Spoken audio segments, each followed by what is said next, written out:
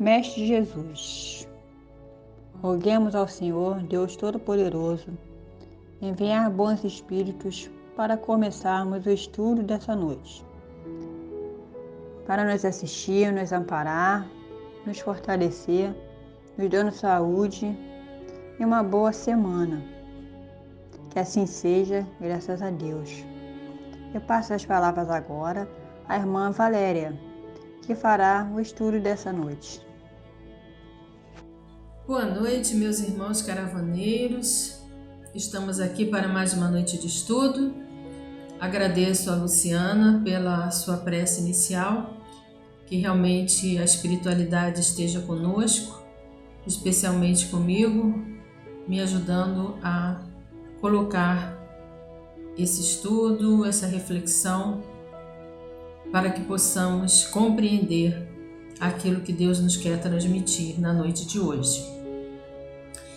Estamos estudando o Livro dos Espíritos, na segunda parte do Mundo Espírita ou Mundo dos Espíritos, capítulo 6 da Vida Espírita, e continuando hoje com o tema das relações do além-túmulo, que foi iniciado semana passada pela nossa irmã Mônica, com as primeiras questões, e eu hoje fico com as perguntas de 279 a 283.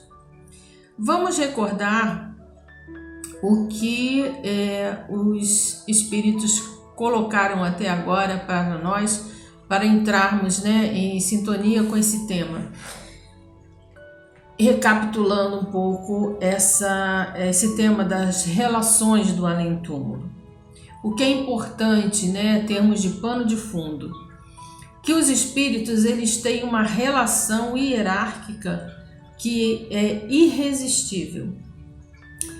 Que essa hierarquia que existe entre os espíritos, ela não depende de títulos terrenos, títulos que adquirimos aqui no mundo material, mas que tem a ver com a evolução moral. E ainda vimos também que os espíritos eles se agrupam por afinidades, ou pelo desejo do bem ou pelo desejo do mal, infelizmente. Temos 3 ordens de espírito. Isso é colocado a Kardec pelos próprios espíritos na questão 97 do Livro dos Espíritos. Então, temos na primeira ordem espíritos puros, que são aqueles espíritos que já atingiram a perfeição. Na segunda ordem, os bons espíritos, que são aqueles que têm uma predominância no desejo do bem. E na terceira ordem, os espíritos imperfeitos, que têm um predomínio da ignorância, das más paixões, da influência das más paixões e, portanto, uma predominância do desejo do mal. Tendo isso como pano de fundo, vamos à questão propriamente dita do estudo de hoje, que é a 279, quando Kardec pergunta o seguinte: todos os espíritos têm reciprocamente acesso uns aos outros? E os espíritos respondem: os bons vão a toda parte, e é preciso que seja desse modo para que possam exercer sua influência sobre os maus. As regiões habitadas pelos bons são interditadas aos espíritos imperfeitos, a fim de que não as perturbem com suas más paixões. Na questão 280, Kardec pergunta: qual é a natureza das relações entre os bons e os maus espíritos?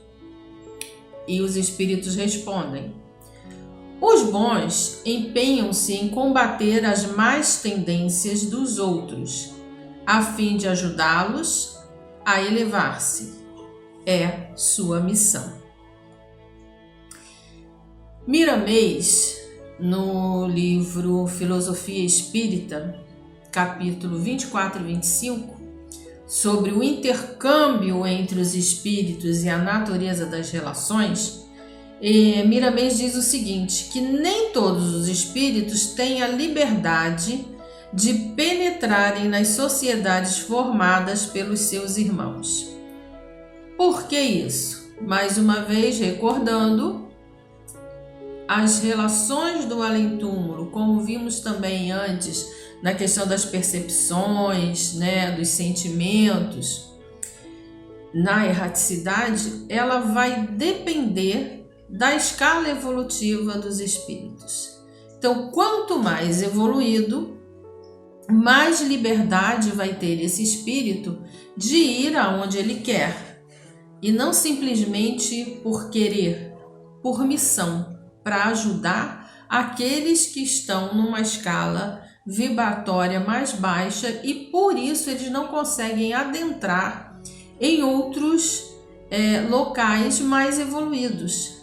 Não é simplesmente uma proibição de dizer não pode entrar ali. É porque a vibração daquele espírito imperfeito é tão baixa que ele não consegue alcançar, ele não consegue penetrar naquelas vibrações mais elevadas, onde onde é permitido, estar os espíritos puros, os espíritos bons. Miramês continua dizendo, então, que os bons eles podem ir aonde lhes aprouver. Essa liberdade é oportunidade de aprendizado, bem como de ensinar aos que ali se encontram. Olha que interessante como Miramês coloca que essa permissão, essa liberdade dos espíritos mais evoluídos irem às outras instâncias para proteger, para amparar, para ensinar os espíritos impuros, em escalas mais inferiores, não é simplesmente para ensinar, mas também para aprender. Diz, olha, que é uma oportunidade de aprendizado. Que interessante isso, como todos nós estamos em constante aprendizado, em constante evolução. Então, eu achei isso muito interessante, de percebermos como também os espíritos em escalas mais elevadas aprendem com aquela missão que lhes é confiada. Eu gostaria de partilhar com vocês agora, para exemplificar essas duas questões que Kardec coloca aqui no Livro dos Espíritos, trazendo episódios do livro Nosso Lar, Psicografia de Chico Xavier, na relação de André Luiz com os seus pais. No capítulo 7, Explicações de Lísias, vem colocando que André Luiz, ele pergunta pelos pais a Lísias. Diz que um dia não pude conter-me e perguntei ao solícito visitador: meu caro Lísias, acha possível aqui o encontro com aqueles que nos antecederam na morte do corpo físico? E Lísias fala: como não? Pensas que está esquecidos, André? E ele diz: sim, porque não me visitam.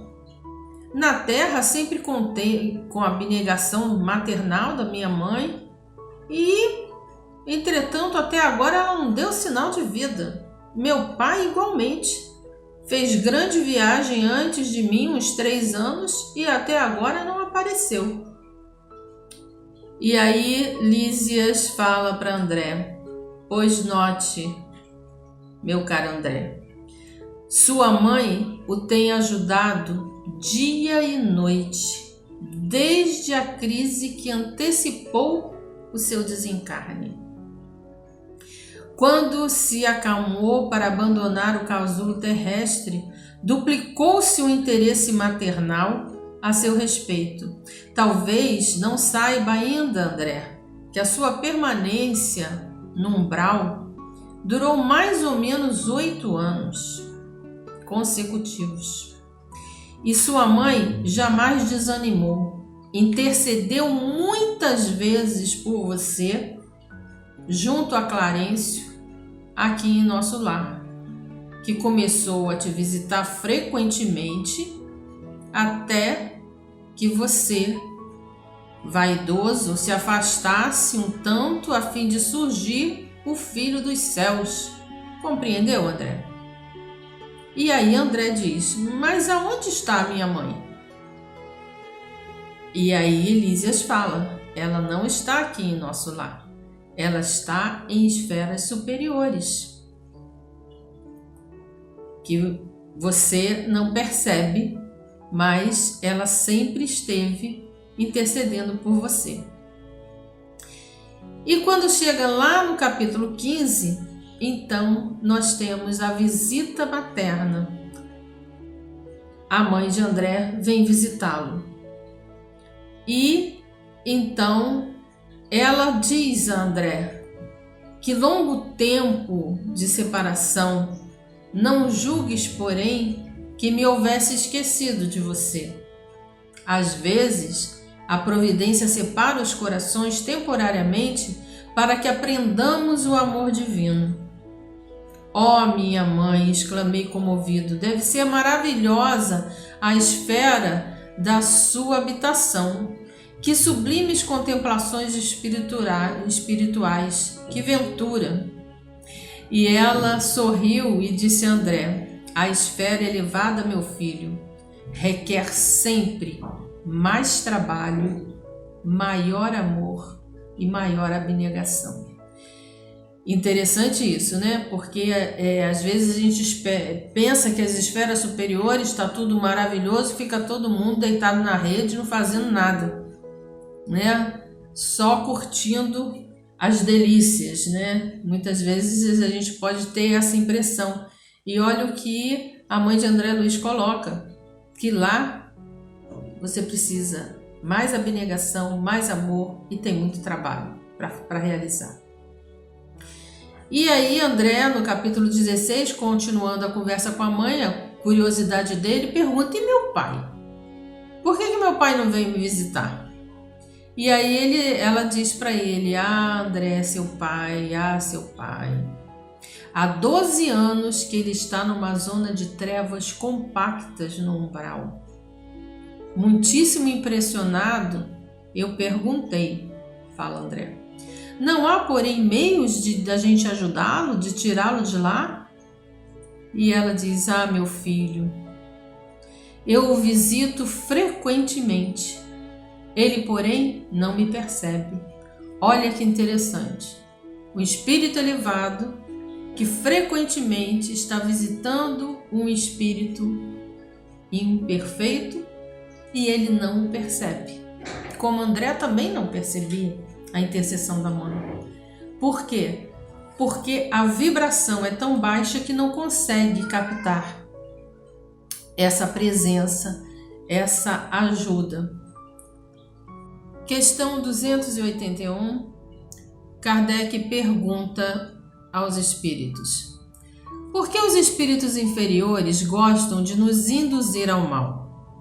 E eles respondem: por inveja de não ter merecimento para estar entre os bons.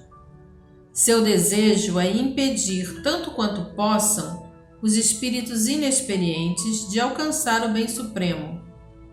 Querem que os outros sintam o que eles mesmos sentem.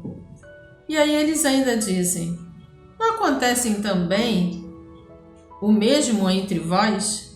Quer dizer, entre nós encarnados também não acontece isso, de às vezes sentimos inveja, ciúme, não queremos que o outro esteja onde ele está, invejamos isso, ou sentimos ciúmes porque gostaríamos de estar naquele lugar que ainda não alcançamos e, em vez de gostar ou nos felicitar com o que o outro alcançou, ficamos com inveja.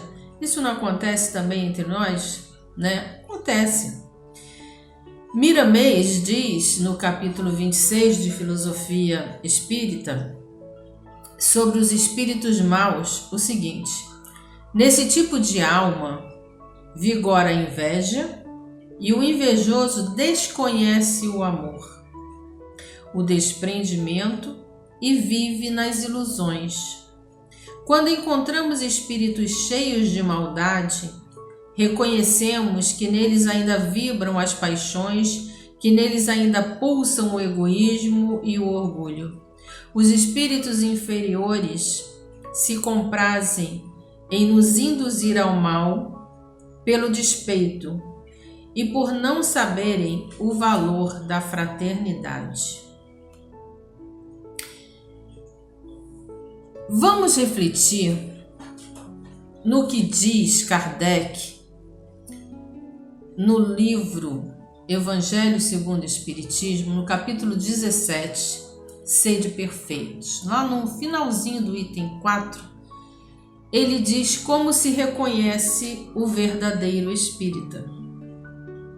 Reconhece-se o verdadeiro espírita por sua transformação moral e pelo esforço que faz para dominar suas más inclinações. Meus irmãos, estamos aqui no mundo de expiação e provas, não é à toa. Temos más inclinações. E olha o que Kardec fala, que temos que dominar essas más inclinações. Temos que começar já, agora, a dominar essas más tendências nossas, a nossa inveja, o nosso egoísmo, o nosso apego excessivo à matéria, às pessoas, para podermos alcançar relações no além-túmulo que nos ajudem, que possamos vibrar com tendências boas. Precisamos começar isso desde já. Então, quando Kardec pergunta por que os maus espíritos nos induzem ao mal, na verdade é porque nós atraímos. Nós é que atraímos os maus espíritos. E se eles nos induzem, é porque nós permitimos. Ainda no Livro dos Espíritos, na questão 459, os espíritos falam das influências que temos dos espíritos e como essa influência é maior do que nós imaginamos. E na questão 467, a gente vê o quê? Que os espíritos maus, eles se ligam aos que solicitam, aos que os solicitam por seus desejos ou atraem por seus pensamentos. Então, na verdade, os espíritos nos influenciam e nós permitimos, tanto para o bem quanto para o mal. Vai depender do nosso padrão vibratório. E na questão 469 justamente diz que nós podemos neutralizar essas más inclinações, essas más tendências, essas más influências. De que maneira? Nós podemos neutralizar fazendo o bem e colocando toda a nossa confiança em Deus. É para já, é para agora que temos que nos conduzir para caminhos no além-túmulo. Questão 282. Como os espíritos se comunicam entre si? Eles se veem e se compreendem. A palavra se materializa pelo reflexo do espírito. O fluido universal estabelece entre eles uma comunicação constante. É o veículo da transmissão do pensamento, assim como o ar é o veículo do som. É uma espécie de telégrafo universal que liga todos os mundos e permite aos espíritos comunicarem-se de um mundo a outro. Questão 283. Os espíritos podem esconder seus pensamentos? Podem se ocultar uns dos outros? Os espíritos respondem: não. Para eles, tudo está descoberto, principalmente entre os que são perfeitos. Podem se afastar uns dos outros, mas sempre se veem. Isso não é, entretanto, uma regra absoluta, porque certas categorias de espíritos podem muito bem se tornar invisíveis para outros se julgarem útil fazê-lo.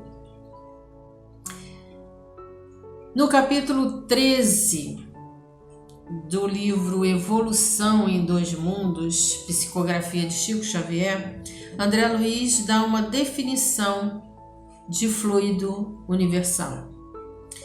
Ele diz o seguinte, que no plano espiritual, o homem desencarnado vai lidar mais diretamente com um fluido vivo e multiforme, estuante, quer dizer, ardente e inestancável.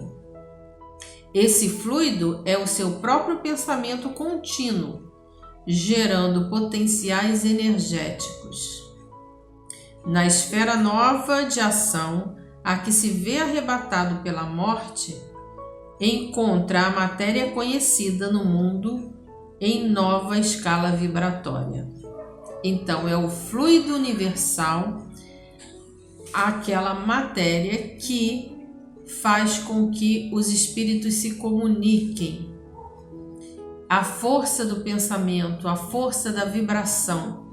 A palavra é necessidade nossa da matéria, mas o espírito não tem essa necessidade como é colocado na resposta que eles dão a Kardec. No capítulo 27 de Filosofia Espírita, Miramês diz sobre a comunicação entre os espíritos. Diz que utilizam o fluido universal como veículo, o pensamento, depois a vontade. O espírito é conhecido pelos pensamentos que emite e que vibram no fluido que mencionamos. O pensamento é uma semente de uma fluidez grandiosa que plasma na luz, tanto exterior como interior, os seus desejos. Então, é dessa maneira que os espíritos se comunicam, não precisam da palavra, eles se veem e se compreendem pela força do pensamento, usando o fluido cósmico ou o fluido universal. Na questão de ocultar os pensamentos, temos no capítulo 28 de Filosofia Espírita, Miramês esclarecendo o seguinte. Ele diz que os espíritos de uma mesma faixa não podem ocultar os seus pensamentos dos seus iguais e nem dos espíritos superiores. E então eles não podem ocultar. Chegando no além-túmulo, tudo é revelado. Para os da mesma faixa e para os espíritos superiores não tem como ocultar a verdade. E sobre o porquê que os espíritos elevados às vezes se tornam invisíveis aos homens, olha que interessante, por que isso? Miramês diz, porque muitas vezes estes não sabem se comportar diante dos espíritos superiores. Diz que a natureza oculta muita coisa dos homens porque esses ainda não sabem fazer bom uso das suas forças de vida. Isso já começa a acontecer desde já, Vamos nos perguntar por que não conseguimos ler os pensamentos uns dos outros. Já pensou que desastre seria se nós olhássemos uns para os outros e já soubesse o que pensamos, quanta bobagem pensamos, quantos julgamentos errados fazemos? Ia ser um desastre, Por quê? Porque precisamos primeiro ter um crescimento moral tamanho para poder nos revelar. Aqui nesse mundo, isso não tem condição. Eu recomendo no livro Os Mensageiros, o capítulo 21, Espíritos Dementados. É muito interessante, dentro desse tema, a leitura desse capítulo. André Luiz, ele está em viagem junto com Aniceto e Vicente, Aniceto, seu instrutor. Eles estão vindo para a Terra para aprendizagem e eles param em Campos da Paz, que é um pronto-socorro no umbral médio. E o Campos da Paz é gerenciado por Alfredo. E nesse capítulo, Espíritos Dementados, é muito interessante ver a relação de Alfredo, um espírito superior, com aqueles espíritos ainda imperfeitos. Então a gente vê como esses espíritos imperfeitos acham que enganam Alfredo, que Alfredo não sabe das coisas. E Alfredo conhece, sabe tudo, porém com delicadeza, com amor. Ele acompanha cada um desses espíritos, porque eles acham que eles estão ali naquele hospital para tratar alguma coisa, Tem uma diz, eu vim aqui para tratar uma dor de cabeça e já fiquei boa, eu quero ir embora, o senhor precisa me liberar. E ele não diz, olha só, você está desencarnada, você tem que ficar aqui, agora você tem que pagar o que você fez, você tentou matar o seu marido. Não é dessa maneira que ele lida. Mas ele vai conversando, ajudando a cada um entender, olha só, acho que ainda não está no momento de você sair, de você ir para casa, você ainda precisa melhorar nisso, melhorar naquilo. E aí ele vai conduzindo cada um desses espíritos imperfeitos a sair daquela situação, a tomar consciência da sua situação. É muito interessante esse capítulo, para a gente entender essas relações do além-túmulo. Por sinal, todo o livro Os Mensageiros é ótimo, e a coleção de André Luiz, para entender essas relações de além-túmulo. Bom, meus irmãos, esse foi o estudo de hoje. Espero que tenha ajudado a cada um de nós para crescermos nas relações nossas já aqui, agora, nesse plano em que nos encontramos. Muita paz a todos. Vamos à nossa prece final.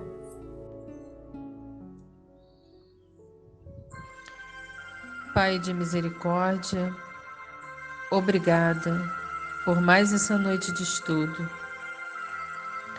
Confiamos a Ti as nossas vidas, bem como a vida de todos os nossos irmãos, principalmente os mais necessitados, aqueles que pediram as nossas orações, aqueles que prometemos de rezar, aqueles que não creem em Ti, aqueles que estão abandonados, desabrigados, desamparados, doentes, perdidos. Ajudai, Senhor, a cada um de nós, seus filhos, nessa caminhada de conversão, de domar as nossas más inclinações, as nossas más paixões, para que possamos alcançar a Tua misericórdia, Teu amor, o Teu perdão, a Tua paz. Conduzi, Senhor, os nossos corações no caminho da luz.